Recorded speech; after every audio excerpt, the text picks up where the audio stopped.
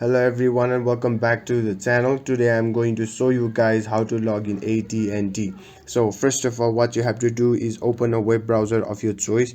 Now go to Google and search for ATT login. Simply search for ATT login on Google. Now open the first link that will be shown to you, which is from the AT&T official website. Now what you have to do is simply tap on this blue sign in icon that is shown in front of you. Simply tap on this blue icon that is sign in. Now it will show you an interface like this. Just simply let it load.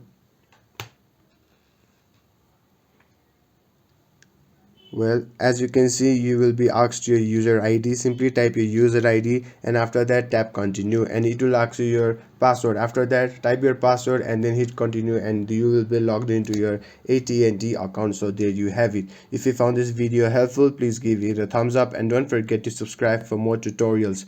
Comment down your thoughts, and until then, goodbye.